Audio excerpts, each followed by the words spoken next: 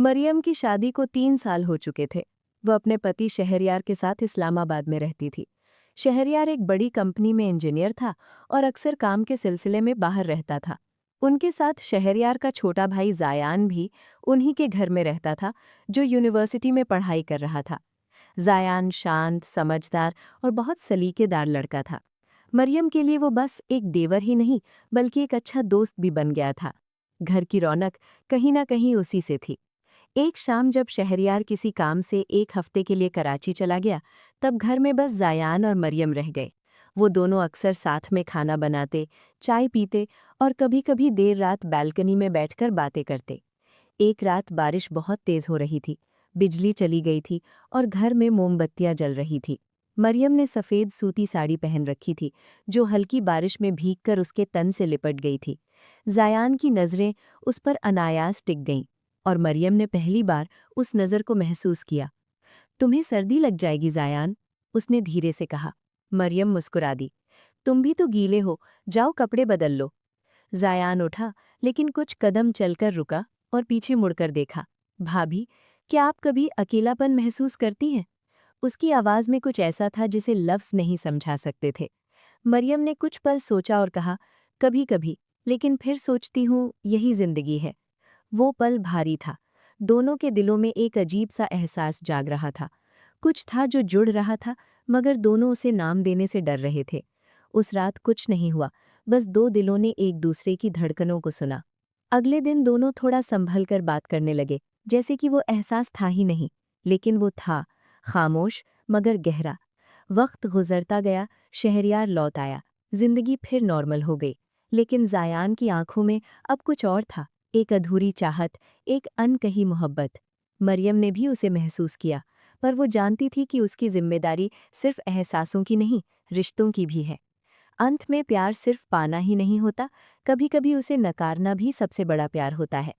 मरियम ने खुद को हमेशा एक आदर्श पत्नी और बहू की तरह जिया था, लेकिन दिल के किसी कोने में एक अधूरी सी चाह थी, किसी के साथ बेझिझक बातें करने की, बिना कुछ सोचे किसी की आंखों में खुद को देखने की। जायान में वो सब था। वो सिर्फ समझदार नहीं था, बल्कि उसकी आंखों में एक ऐसा सुकून था जो मरियम को बरसों बाद अपने होने का एहसास दिलाता था। एक शाम जब शहरयार कराची में था, बारिश फिर से जोरों से हो रही थी। मरियम ने अपनी हल्की गुलाबी साड़ी पहनी थी, बाल खुले थे और हाथ में चाय का कप। वो बालकनी में खड़ी थी। जायान ने पीछे से आकर उसके कंधे पर शॉल डाल दी। बारिश तुम्हें और भी खूबसूरत बना देती है भाभी, उसने हल्की मुस्कान के साथ कहा। मरियम का दिल एक पल को थम गया। उसने उसकी तरफ देखा। तुम्हें ऐसे बोलना नहीं चाहिए और तुम्हें ऐसे देखना भी नहीं चाहिए, जायान ने मुस्कुराते हुए कहा। दोनों हंस पड़े, मगर हंसी के पीछे एक अजीब सी गर्माहट थी। वो पहली बार था जब उनके बीच की हवा में कुछ बदलने लगा।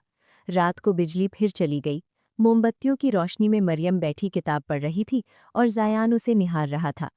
भाभी, उसने धीरे से कहा, अगर हम पहली बार किसी अजनबी की तरह मिलते तो क्या आप मुझसे प्यार कर पाती? मरियम ने कुछ पल तक उसकी आंखों में देखा। शायद, अगर तुम ऐसे ही मुस्कुराते तो शायद दिल हार ही जाती। जायान धीरे से पास आया। मरियम की धड़कनों की रफ्तार बढ़ रही थी। उसने किताब बंद की और जायान की तरफ देखा। जायान ने उसका हाथ अपने हाथ में लिया।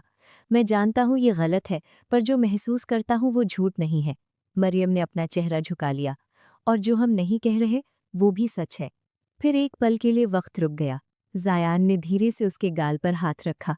मरियम पिघलने लगी और अगले ही पल जायान ने उसके होठों को हल्के से छू लिया। वो किसी आग की तरह नहीं थी, वो एक खामोश इजहार था। मरियम ने भी अपनी आंखें बंद कर लीं, जैसे बरसों से किसी अपने की गर्माहट को तरस रही थीं। काफी देर तक दोनों एक दूसरे की बाहों में चुपचाप बैठे रहे। बारिश की आवाज़, दिल की धड़कन और मोमबत्ती की रोशनी, ये सब कुछ मिलकर एक सपना सा महसूस हो रहा था। हमें ये सब रोकना होगा जायान, मरियम ने फिसफिसाकर कहा।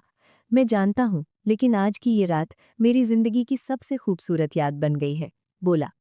अगले दिन दोनों फिर से अपने अपने किरदारों में लौट आए, लेकिन उस रात का एहसास। अगले दिन दोनों फिर से अपने अपने किरदारों में लौट आए,